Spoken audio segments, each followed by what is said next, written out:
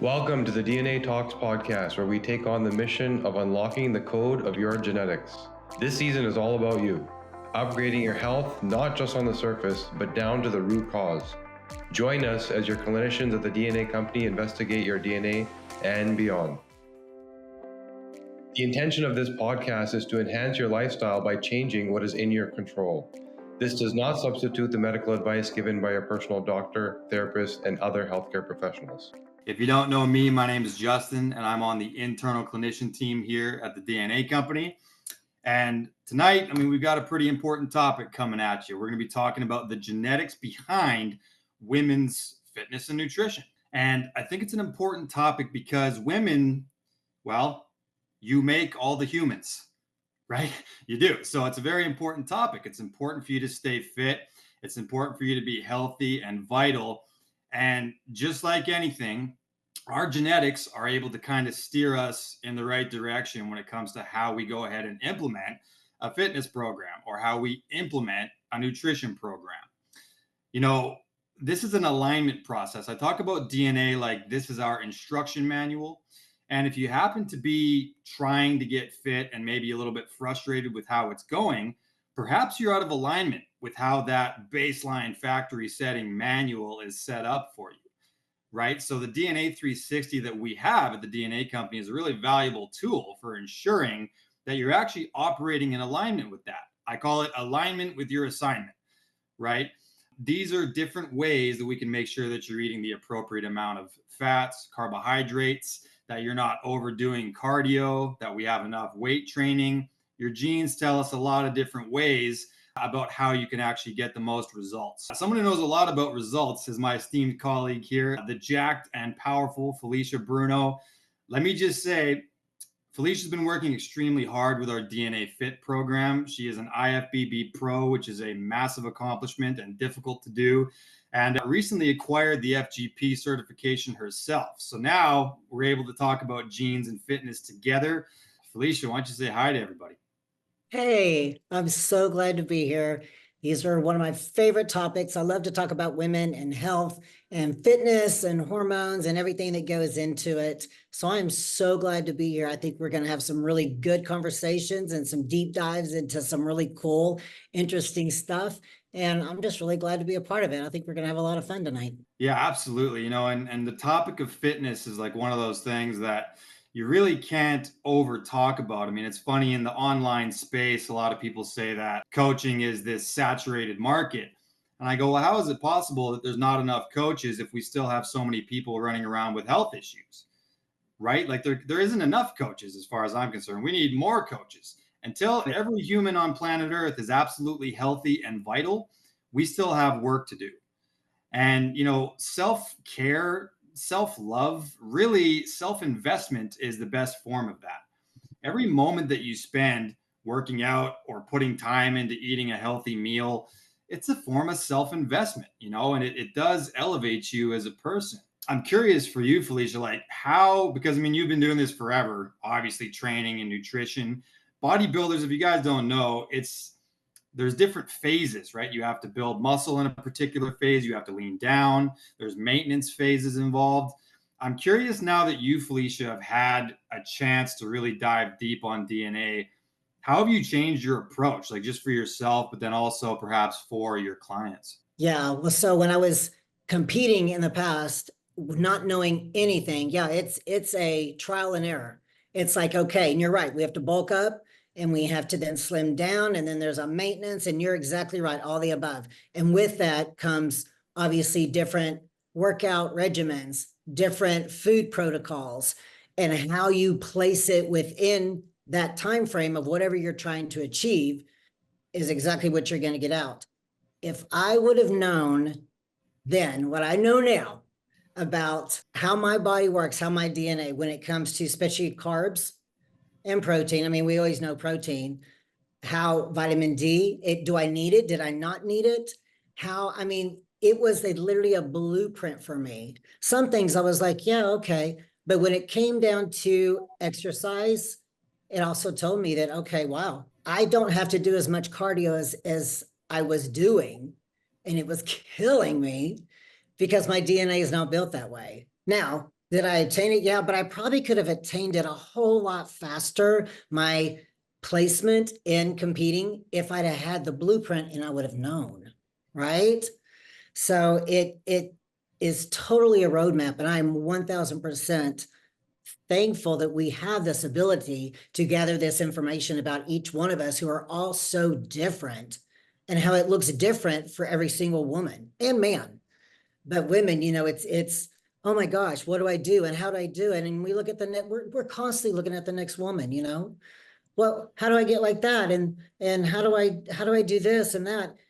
And one thing doesn't fit all. So the DNA test really nailed it down for me. Yeah, well, it's interesting because I altered the way that I supplemented in different things as well, because I choose to operate in a way out of alignment with my DNA, which is funny because I train a lot of boxing, and it's just inherently really cardiovascular, and it's not something that my genes particularly love because I have a suboptimal SOD2 pathway. So I don't really detox those free radicals at the level of the mitochondria very well.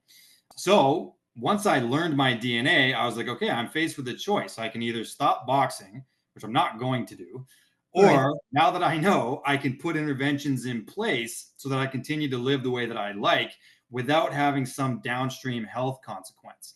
Right. So I started getting really religious about things that help detox the mitochondria. I still keep doing what I was going to do anyways, but now I've got this layer of defense because I know that I need it, and I didn't know that I needed it before. Right. So now I use hydrogen, water, and carbon 60, like different peptides and things to really help clear those toxins. And Mhm. it's so funny, like I didn't know that it was important. It would have started to show up had I not known. So it's not necessarily about, well, now I can't do cardio because my genetics say so. We just need to know if your genetics say so that we can put those interventions in place or not. I think that's one of those things, Felicia, that it's like all you have to do is follow the wrong influencer on Instagram or whatever and walk down a path and find out that it's not for you. I think that's why we do what we do, is because we have the capacity to say, these are all solid strategies, but this one is probably more solid for this individual, and this one is probably more solid for you based on X gene. So that's one of those things that we look at. We personalize this because all of these diets probably have some efficacy. And that's something that we don't see a lot on social media. People will say, well, keto is what humans need and it's for everybody and regardless, or paleo or carnivore or vegan or whatever it is.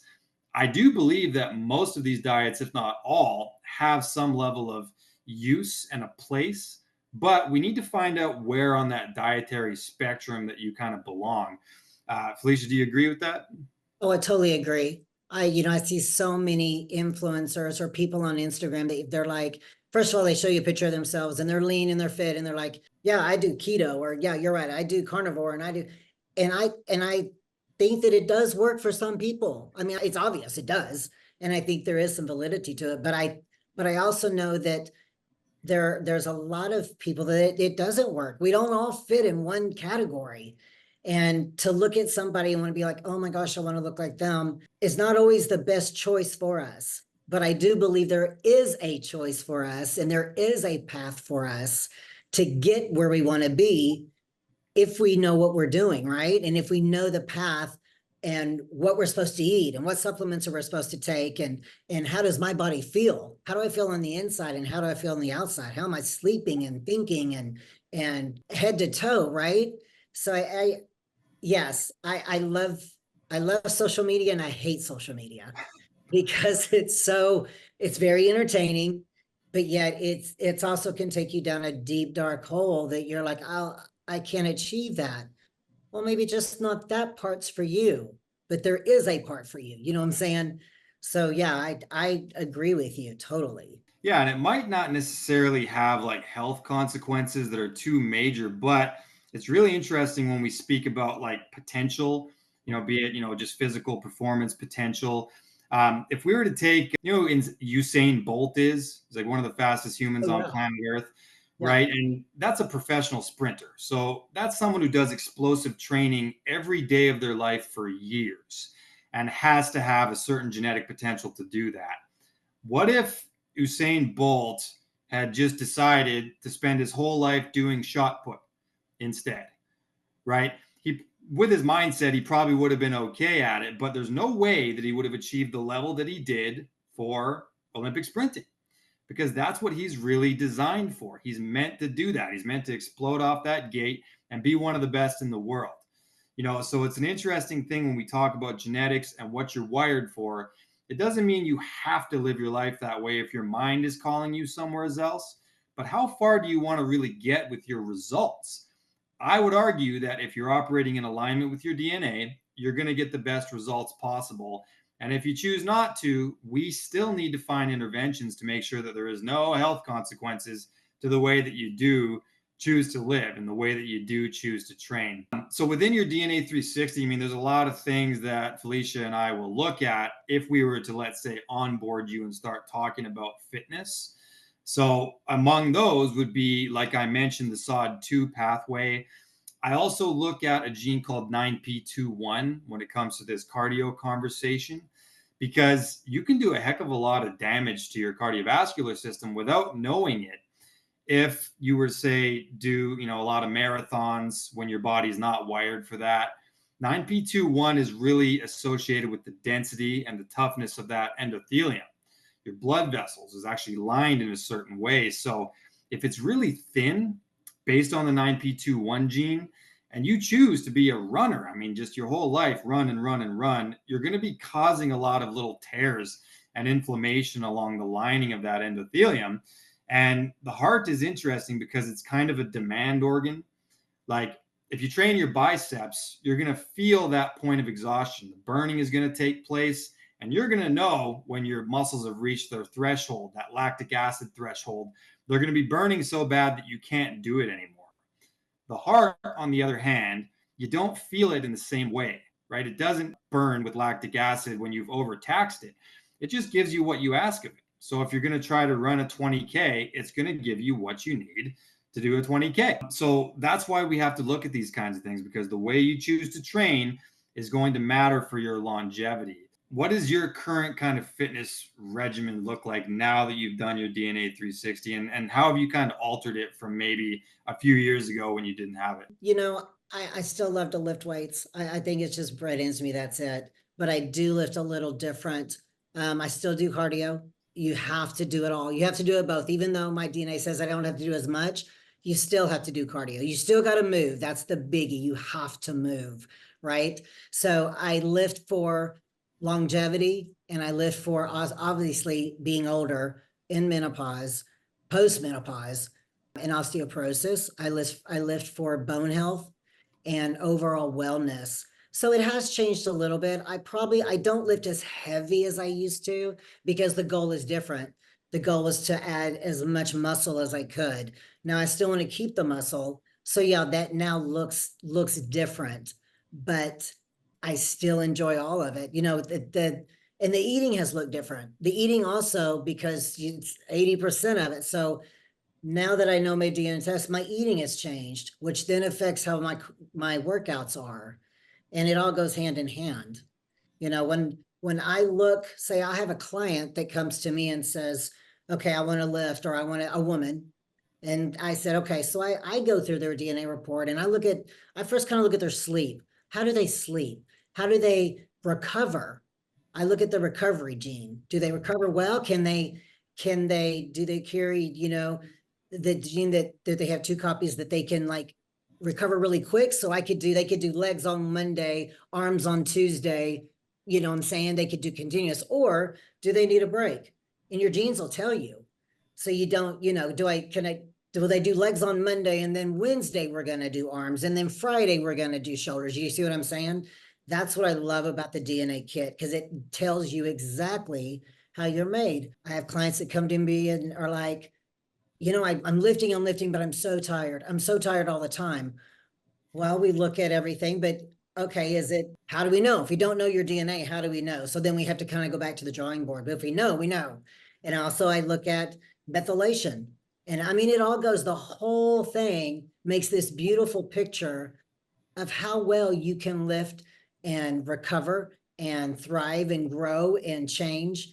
And I too have used all my DNA to look at that, and it has made beautiful, beautiful changes for the better, even now that I'm not competing. It's remarkable. Yeah, that's what's so fun is like even later into your lifting career, you can still find these little things. And there's so many little hacks. Like when I'm with my patients, I'll look at things like, for example, the androgen receptor. So in your hormone, fitness, and body type profile, it'll just say there's another one called Andro X, and it's associated with that androgen receptor. So some people have a suboptimal receptor for the androgens in their bodies. And if I look at that and someone tells me that they're struggling to put on muscle, I'll be like, well, that's probably one of those factors. So I'll actually find some ways to kind of activate that androgen receptor. So I'll suggest, doing more leg training because there's a lot of androgen receptors in the legs. Or I'll say, let's do something called slow negatives, which is basically the eccentric portion of the lift, right? So there's concentric, which is when the muscle is shortening. And then there's eccentric, which is when the muscle is lengthening. So for example, a down phase on the squat. While you're lowering, the muscle is lengthening. If you actually slow that portion of it down, you actually activate the androgen receptors way more than you would have if you were going quick on the way down. Not to mention the eccentric portion causes more myofibril breakdown as well. So you'll get more muscle mass via two different pathways. But this is an example of one of those little hacks. If I look and I see, the androgen receptor is suboptimal, let's change the way that you lift now. Let's do more leg training. Let's do some kettlebell swings. Let's do some things that are going to, on purpose, activate the androgen receptor. And if you do that, I've had clients that are like, man, I can't believe how simple of a hack that was. And here we go. Now my androgen receptor is working better. You can't really add more, but you can make it work better and respond better via the way that you lift. So there's a lot of little fun things that you can do once you know that pathway. The hormones in particular are going to be very important for females who want to work out. We need to know how much testosterone do you make in the first place. This kind of relates back to people talk about mesomorph and endomorph and ectomorph. Yeah, And for the most type. part, they just kind of end the conversation there. And well, I'm an ectomorph, or I'm a mesomorph, or I'm an endomorph. Yeah. Interestingly, your sex hormone pathway, it's called steroidogenesis, plays a really big role in how that actually manifests, right? So like if you have a balanced profile and you're not making a heck of a lot of testosterone or estrogen right off the bat, you're actually probably going to have more of an ectomorphic look to you. You don't have a lot of estrogen, nor do you have a lot of testosterone. So it's going to lend itself to that kind of just thinner, smaller bone density kind of a look. If you have what we call an androgen dominant profile, which means you make a lot of testosterone and then it steers toward androgens via the SRD5A2 pathway, you're going to have that mesomorphic look, right? That Jason Statham, that friggin' jacked as well as lean. You're probably going to have some other things that we can talk about health-wise if you get into one of our programs, because there's up and downsides to all of these things. But you're going to have a mesomorphic look to you. If you've got more of an endomorph type of a physique, you're probably a little bit more estrogen dominant, right? So you're going to be a little bit thicker. There may be some more water retention, but there is going to be some strength and some positives there as well. So that's kind of my take on those three body types. It's related back to this steroidogenesis pathway.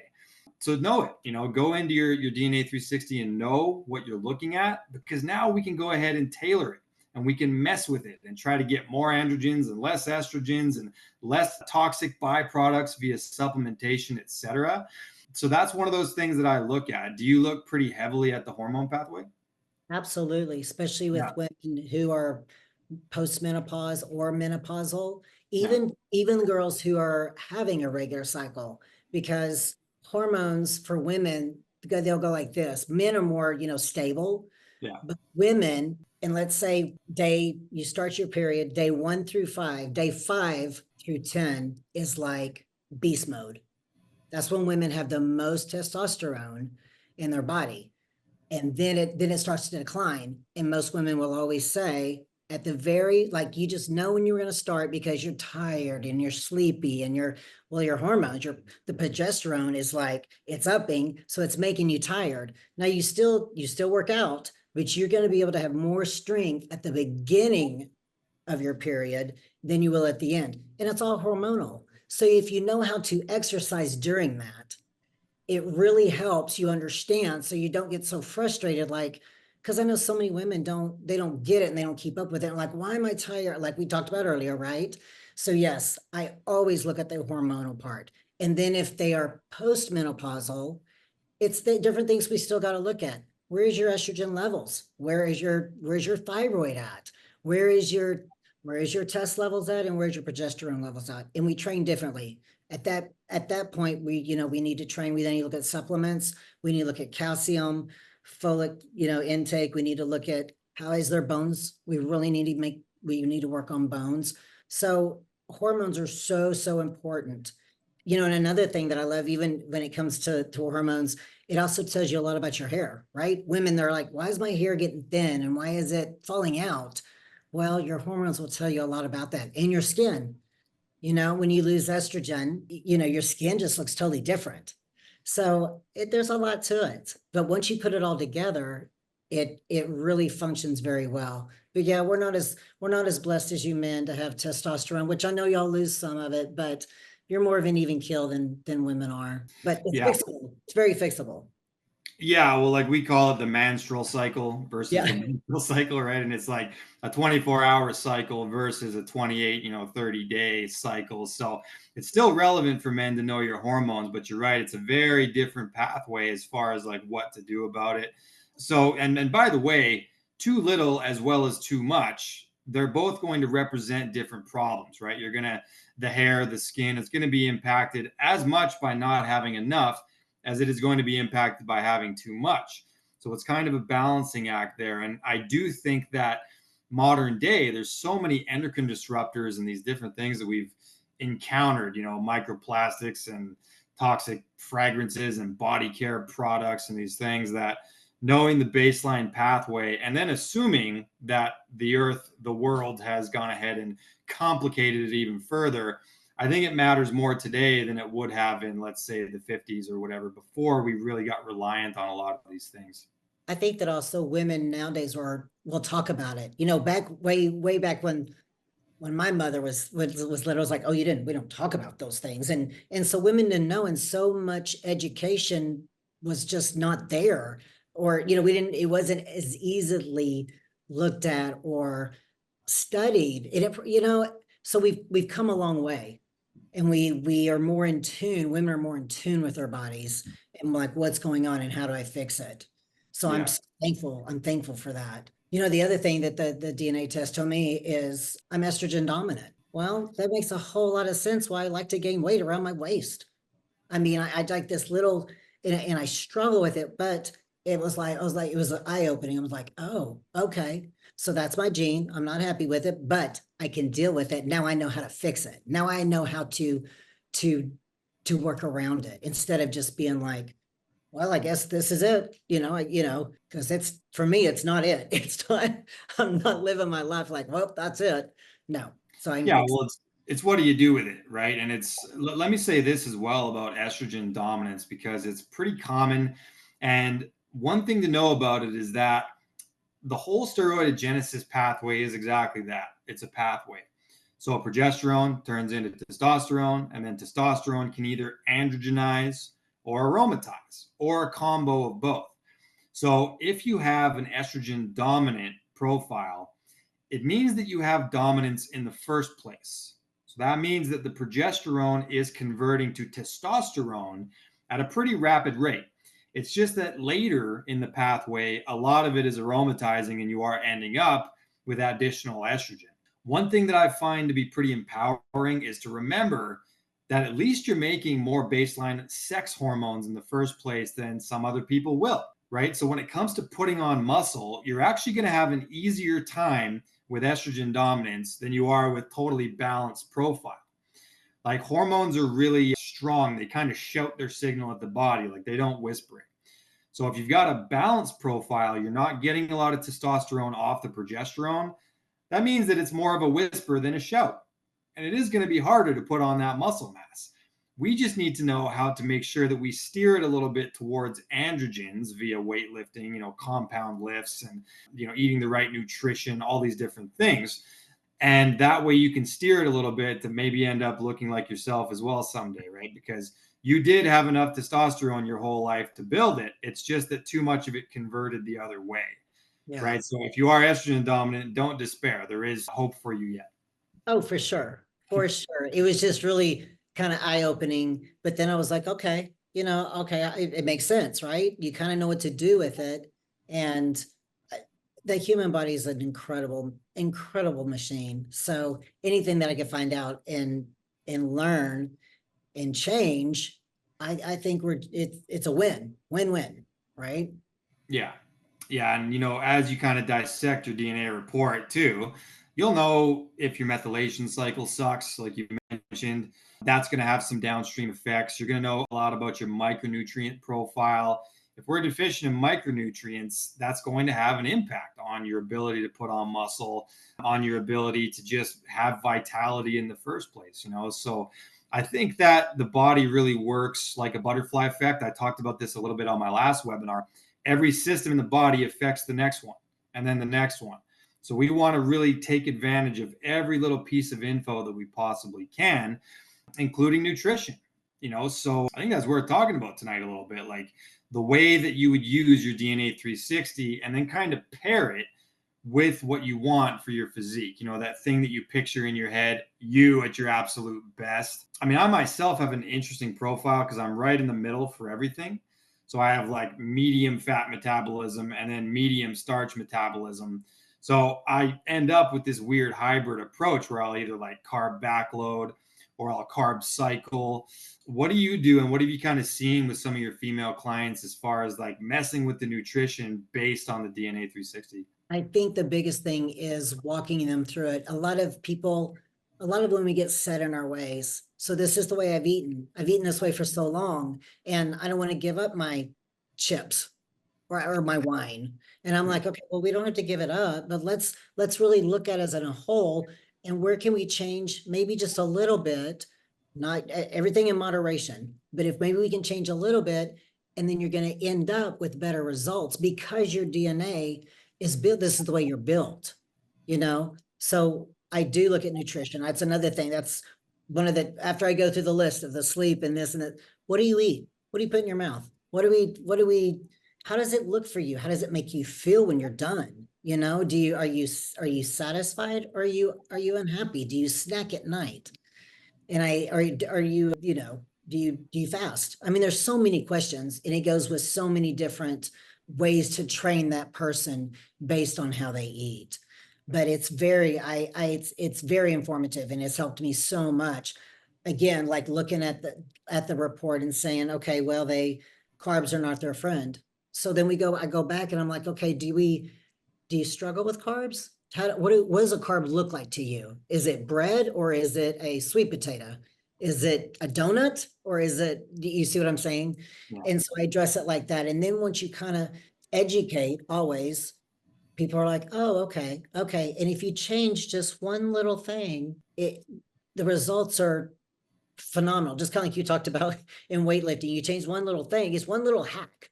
That's not really like you haven't put them on this huge, oh, you can't ever eat again diet. And they're like, wow, it worked and I feel good. Or my bloat's gone. You change one thing and the bloat or the gas. And so that's how I look at it. And it's not rocket science, but it works, right? Because it's all so important. And you feel your body and your body responds. Yeah, let me just say one interesting thing that I've discovered within the DNA 360 report. So we do look at satiety signaling, right? Like we look at a gene called FTO. That's a signal that your gut sends to your brain to say like, okay, we've had enough calories, like stop eating now. For some people, that can be dysregulated, right? So it's a bit of a slower signal for some people than others, such that once the signal hits your brain, you've already gone back and had that extra helping, right? That extra serving. So that's the first one. And then we also have another one called MC4R. It's the same idea, but it's the level of the palate now. So in your mouth, it's the same thing. Your mouth sends a signal to your brain, and you can be dysregulated for those as well. if you've heard that before on one of these webinars, let me just give you an interesting nuance. When I have a client, I will pair that profile with their dopamine profile, which is in a whole nother section. It's in your mood and behavior profile, because if you have any level of binging tendencies with your dopamine profile or addictive tendencies with your dopamine profile, and you're dysregulated for those satiety signals, most likely that's going to be your vice or one of your vices, right? So it's interesting. And I wanted to highlight that because we talk about them kind of separately in the reports.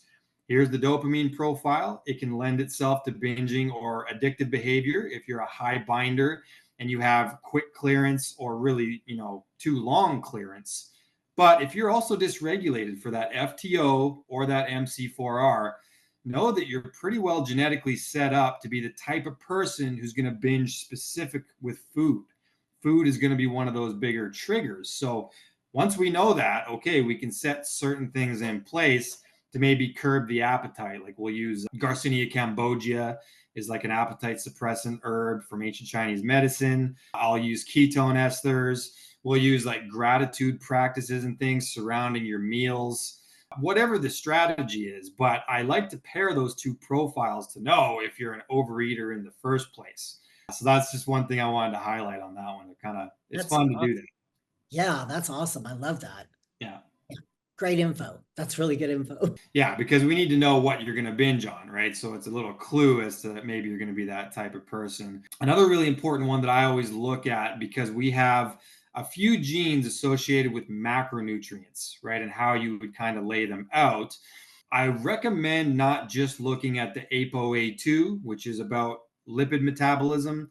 And then there's one called AMY1, which is about starch metabolism. I try not to look at those sovereignly on their own without first looking at one called TCF7L2, which is all about insulin response, right? So if you look at that first and you know if you're dysregulated there or not, it's going to influence those other two genes, right? So you may have a totally optimal AMY1, which means that based on that gene, you're going to be able to metabolize quite a bit of starches. But if you're already suboptimal for TCF7L2, we need to alter the strategy, because yes, you have a baseline ability to metabolize starches, but it is going to trigger that insulin mechanism and you may still end up gaining weight, bad weight. You know what I mean? Mm-hmm. So there's a lot of weird little connective tissue between the systems that I like to kind of pick apart when I have a patient, because if we take gene as an N=1 basis, you're probably still not going to get the best kind of baseline results. You know what I mean?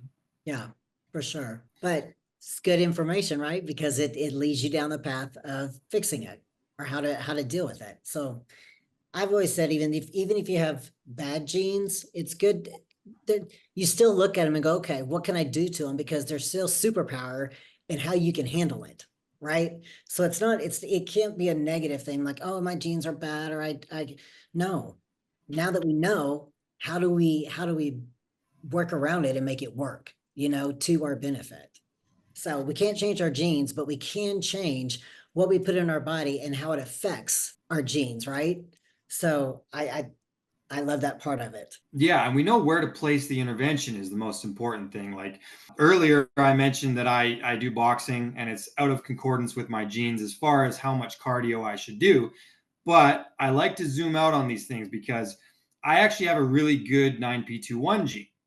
So I have what's called the 0G, which means that it's pretty much top 10% of the population as far as the toughness of my blood vessels. So I can handle a lot of cardio actually at the level of the cardiovascular system, but the mitochondrial detox is where the issue is, right? So if my profile suggests don't do a lot of cardio, it's doing it because of the mitochondrial side of things. Once we know what we're talking about, oh, my heart is actually going to be okay for me doing this, but my mitochondria are not. So that's why I added in the hydrogen, water, and the things specific to the mitochondria. Once again, we zoom out, the whole profile matters. Everything affects everything else. That's why I recommend having some level of coaching program if you haven't yet, because that way we're going to be able to get really, really detailed, right? And know, well, the report said this because the algorithm said this. it's pretty well put together, these reports, but coaching and nuance matters a lot in these conversations. So I'm really trying to highlight that, because getting some level of interpretation is going to make it so that we can really get you the most out of your reports. We know your genes, they're not going to change, but we need to know what to express and what to downregulate. So that's where the coaching kind of comes in. 1000%. Yeah, Yeah. that's good. Perfect. Yeah. So, I mean, we customize everything, right? We customize the way you train, we customize the way that you would do your nutrition. You know, you mentioned tailoring things to women's cycles. I think that's something you can do with nutrition as well. Are you familiar, Felicia, with Dr. Mindy Pelz and Fast Like a Girl, that whole thing? Yes. I Yeah. have, yeah, I actually have listened to some of her stuff. She's very, very smart. She thrives on that fasting. Yeah. I learned a lot when I started listening to her, because it was like, we talk about the genes, right? But it's like tonight's conversation, we're trying to tailor it towards women specifically. And I Mhm. do recommend checking out that book, Fast Like a Girl, if you haven't already, because it does go into some pretty good detail about when to eat more carbs based on the cycle, when to do yoga as opposed to heavier weight training, and the different phases of the cycle as well. So that's a really good resource that I recommend. And when you started talking about the different phases, I was just curious if that's where you got it from. That's exactly where I got it, because she's super smart about this stuff. And I have that book. It's a great read for Yeah. women who are curious and want to know more about fasting and how their hormones work. Yeah, she's very smart. Very smart, good book. Great. Yeah. Yeah. So I mean, that's one of those things. We talk about personalizing. It's always the name of the game. We talk a lot about intolerances as well in the nutrition report. And the way I like to kind of look at that is that if you eat a food that your body doesn't agree with, I consider it to be a stressor on the body, right? Like it's a stress. Your body goes, oh, that's poison, right? So it'll kind of increase cortisol signaling and things as well, because it just doesn't recognize what to do with that. So that's again where some of your reports can be very useful. We look at things like lactose intolerance, right? And we look at things like gluten intolerance. If you're somebody who's struggling to get results, these little micro things can be really valuable, because if there's some level of microinflammation being caused at the level of the gut because you took in something that you didn't necessarily know how to metabolize, it's an interesting thing because it has nothing to do with the calorie content. Right. It's inflammation. It's your body is inflamed, and it's going to cause more water storage and things along those lines. It's funny, people who have, let's say, a continuous glucose monitor, they can take in something that's totally neutral from a macronutrient perspective. Like they could take in a small handful of macadamia nuts or something like that and be like, well, there's pretty much zero carbs in there. And I'm aligned with my ability to metabolize the little bit of fats that are in there. Why did it cause a blood sugar increase? You know, and it's because of the cortisol. Your body interpreted it like it was poison. So your liver released cortisol to say something bad just came into our body. And even though the calories and the macros didn't cause that, the poison aspect did, right? So it's a really good idea to know what forms of food are considered stressful to your body as well. Have you experienced that, like just eating foods and having it bloat you or, cause Oh, issues? oh, 1000%. Once you get so in tune with what you eat and how you feel, everything I put in my mouth, I know what's going to happen. And some things grapes. I love green grapes, but when I eat them, I bloat immediately. It's just something my body, I don't know what it is in the grape. You might know. I don't know what it is. That literally my body just bloats. I don't feel bad, but I bloat.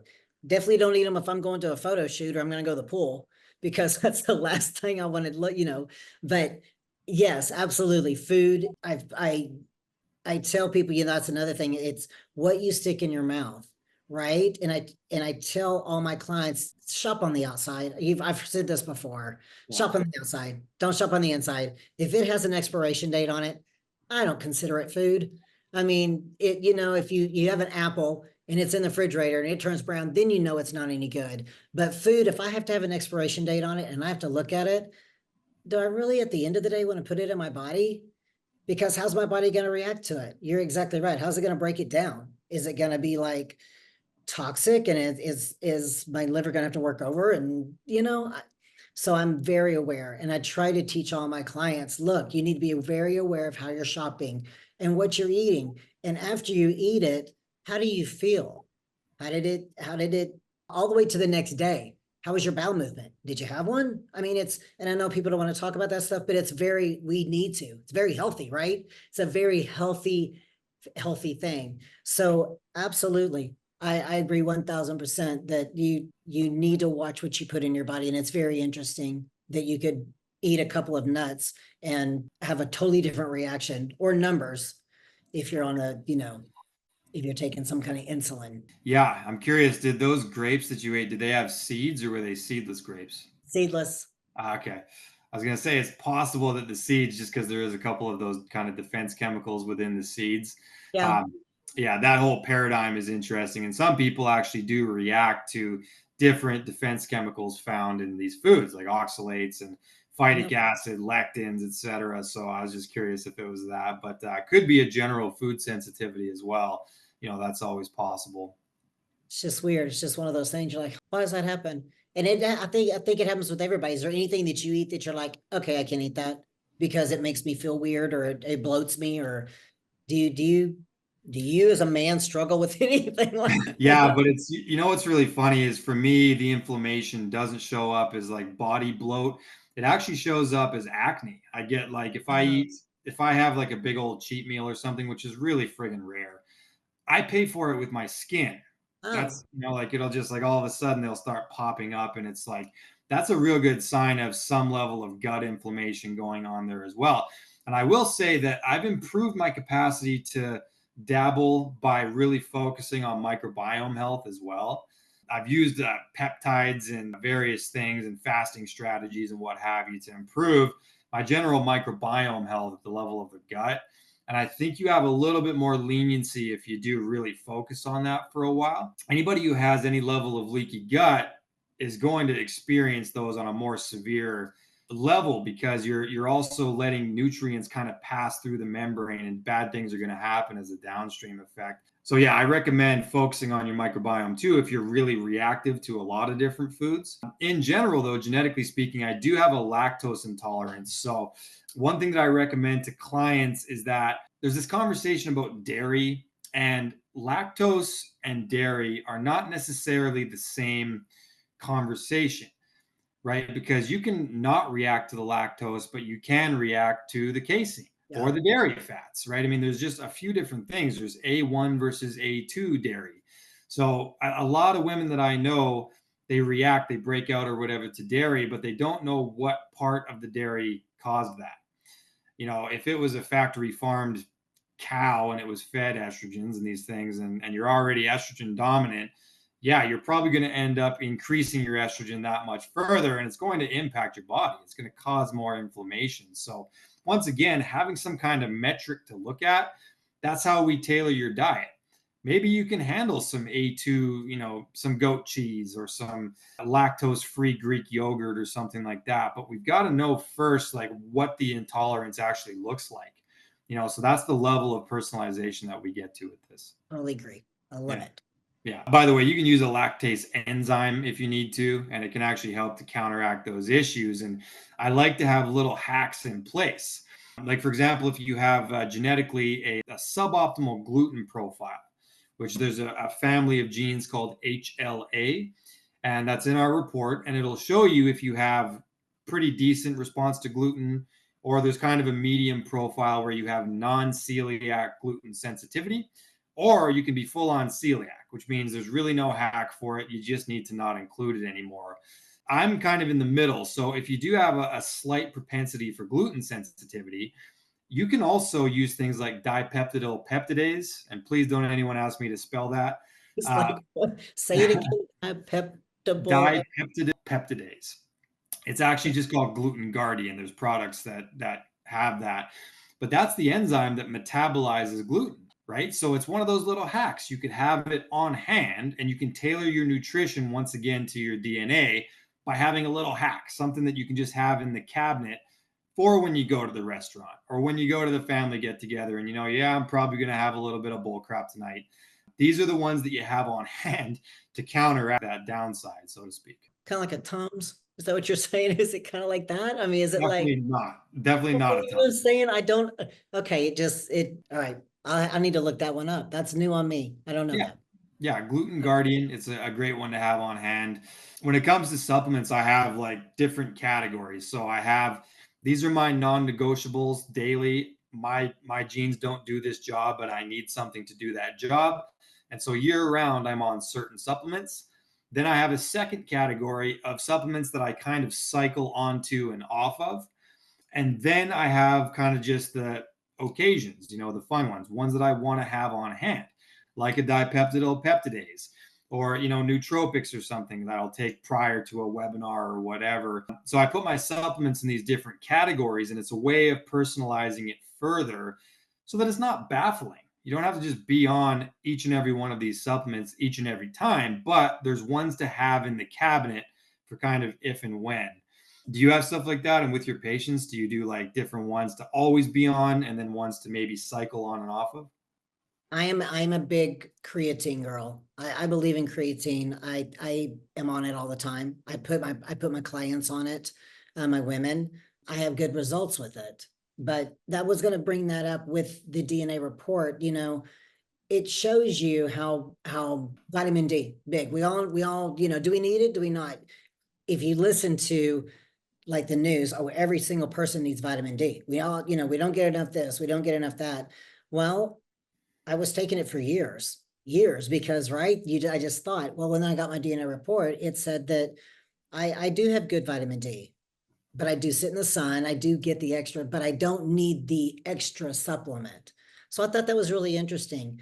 Another thing that it told me was vitamin A with retinol. Had no idea. So the DNA was like, it really kind of made it simple. It's like, okay, this is what I do need, this is what I not. And that goes right along with workouts, right? The supplements, the workout, the food, the nutrition, they all go together. So what is it that I need? I found out that the vitamin A, and I don't know if I've told you before, it helped with my dry eye. Interesting. And I didn't know that that was a thing. It said, my DNA report did not say take vitamin A because of dry eye. But when I started taking it, I noticed that I quit having dry eye. So I was like, okay, what am I doing? Because I'm always like, what have I changed? What have I done? And I looked up vitamin A with retinol because that's what I was supposed to take. And it says helps with dry eye. And I was like, genius. I was so relieved. I mean, it was just little things that I'm like, oh my laundry. I'm fixed, right? So I didn't know I need vitamin D. I didn't know I did need the vitamin A. But along with that, it also gave me the other things that I did need and what need to take. But yeah, back to my clients, I always try to put them on a good multivitamin. I always try to, see, I talk with my women. Do you have bad bones? Is it in your history? If they haven't taken the DNA test, try to get as much information as I can to know what to put them on. On the flip side of that, I know there's so many products out there that are just a waste of money. And I've even asked you before good products because it's so important. I don't want you spending $50 on stuff that you're just gonna pee it out. I mean, that's probably the most frustrating part about supplements, and I know we need them all, but finding a really good one, they're priceless and then they work. And I totally believe in them because they got me when I was competing to the next level. And there's no way I could have without the supplements I was taking, the glutamine, the L-carnitine, the creatine, that all those things, along with multivitamins and things like vitamin C, things like that. But your DNA report will tell you, right? So it can very much be tailored. And Yeah. Yeah. And creatine is definitely one of the recommended supplements for anybody who's going to embark in weightlifting. It's probably the oldest and, most studied supplement. I'll tell anybody on this call who's using creatine or yourself, Felicia, I've recently discovered something very interesting. There is a new product out and it's called GAA. It's an acronym for an even worse word than dipeptidyl peptidase, so I don't even think I can pronounce it. But GAA is actually a precursor to creatine that absorbs via 8 different pathways as opposed to just one. So if you've been on creatine for a while and you want to take it to the next level, GAA, that's actually going to be the next stage of creatine. It's a new, stage in its evolution. So I recommend checking that out. And for women, it's great because You're not going to get a ton of bloat. Like some women do get a little bit concerned about some of the water retention that you can get from a typical monohydrate creatine. The GAA will give you those strength benefits, the performance benefits, but it absorbs so well that it doesn't cause as much notable water retention. So you'll be able to put on a little bit more lean muscle mass if you use something like GAA and not be bloated. So that's a really cool one for women, especially men as well, but we don't struggle as much with the bloat typically as women do, of course. So that's another little added suggestion that I would make. I love that. Do you have a brand that you've always got a brand? Do you have a Oh, brand that you? brand. Yeah, there's the only one that I've seen truly patented so far, and we're not affiliated or anything, but it is a great company that I've used for a number of things. It's called Level Up Health, and they spell it weird. It's like LVLUP Health. This Australian naturopath is the guy who created it, and he's a really knowledgeable guy. He's been on Ben Greenfield's podcast. Kyle Van Durst or something is his name. But either way, a lot of great research goes into stuff like those products, and it's one of the ones that I actually noticed when I started taking. I was like, man, I'm stronger today than I was yesterday, and that's a really cool feeling. That's very, very interesting. Yeah. Okay. So, we're coming to the end of the hour here, hour and a half that we've done. Felicia, this is a pleasure as always. I love that we're integrating fitness into the DNA because it's not just about surviving, it's about thriving. It's about being awesome and doing awesome and being strong and looking good and feeling good. Confidence is something that you build. It's something that you have to put effort into. You need evidence as to why you should be a confident person. Be a man or a woman, you still need to do something to make yourself feel good every day. And fitness is one of those baseline tools. And with DNA, we can really get personal about it. So I'm so excited to have you on the team, Felicia. Well, thank you. I love doing these with you. It's so fun. I learned so much too. Just bouncing ideas and bouncing things and answering questions. It's so much fun. I agree with you 100%. It's all about building confidence inside and out and how we feel and how we can take care of others. At the very, very end of the day, though, I always just say don't we just want to look good naked? I mean, For we all sure. just want to look good naked. So it's about building confidence and moving and feeling better about ourselves so that we can be better for other people that we're around. So Love thank it. you so much. I've had a blast. Same here. And thank you, everybody, for showing up. And have a great evening. Go get your workout in, drink your smoothie, and we will see you on the next one.